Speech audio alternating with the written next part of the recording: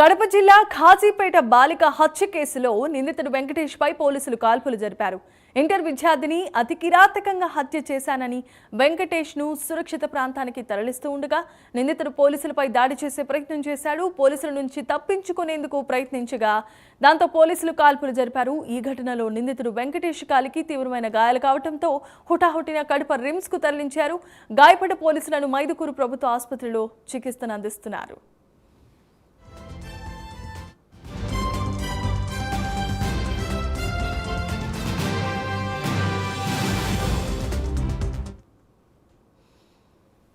Right, ఇక ఇదే అంశానికి సంబంధించి మరిన్ని అప్డేట్స్ అందించడానికి మా కరెస్పాండెంట్ సుధీర్ కూడా సిద్ధంగా ఉన్నారు. సుధీర్, చెప్పండి.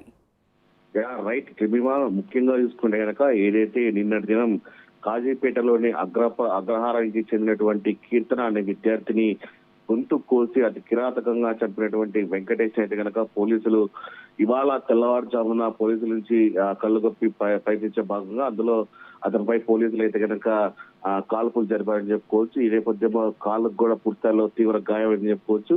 అయితే ఇవాళ తెల్లవారుజామున పూర్తిస్థాయిలో కూడా ఏదైతే వెంకటేష్ సురక్షిత ప్రాంతానికి తరలిస్తున్న సమయంలో ఒక్కసారిగా ఏదైతే మైదుకూరు బద్వేలు ఆ ప్రాంతంలో రూట్ లో వెళ్తున్న నేపథ్యంలో కూడా ఒక్కసారిగా వెంకటేష్ పోలీసుల కళ్ళు కప్పి తప్పించుకోబోయాడు. ఈ నేపథ్యంలో దాదాపుగా అక్కడ ఉన్నటువంటి ఒక ఏదైతే గన్ను ఉందో ఆ గన్ను తీసుకొని పోలీసులపై కూడా కాల్పులు జరపడం జరిగింది. ఇందులో దాదాపుగా ఇద్దరు కానిస్టేబుల్లకు కూడా గాయాలు కావడం జరిగింది. అయితే మరో పక్క ఏదైతే సిఐ దగ్గర ఉన్నటువంటి రివాల్వర్ తీసుకొని సిఐ కూడా పూర్తిస్థాయిలో కూడా ఏదైతే నిందితుడు వెంకటేష్ కాలికి కాల్చడం జరిగింది. అయితే ఒక్కసారిగా అక్కడే కుప్పకూలిపోవడం జరిగింది. అయితే వెంటనే అతను పట్టుకొని ప్రథమ చికిత్స కోసం ఎవరైతే గాయపడ్డారో ఆ కానిస్టేబుల్లను ఏదైతే మైదుకూరు ప్రభుత్వ ఆసుపత్రికి తరలించి అక్కడ వాళ్ళకి ప్రథమ చికిత్స అందించాలని చెప్పుకోవచ్చు. అయితే తీవ్రంగా గాయపడినటువంటి నిందితుడు వెంకటేష్ మాత్రం ఏదైతే కడప రిమ్స్ కి తీసుకొచ్చి ఆయనకైతే చికిత్స అందిస్తున్న పరిస్థితి ఉంది. ఈ నేపథ్యంలో కూడా మనం చూసుకోవచ్చు.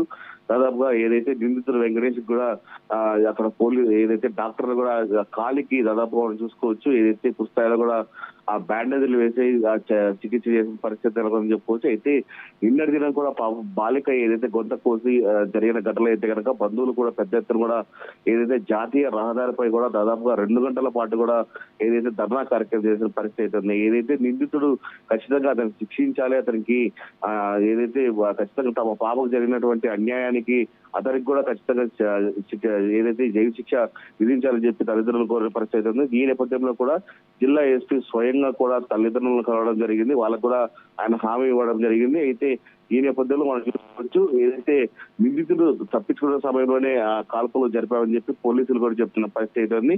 ఓవరాల్ గా చూసుకుంటే కనుక ఈ ఘటనకు సంబంధించి అయితే కనుక కడప జిల్లాలో అయితే కనుక ఇప్పుడు పెద్ద ఇది హాట్ టాపిక్ గా మారిందని మనం చెప్పుకోవచ్చు. Thanks for the update, Sudheer.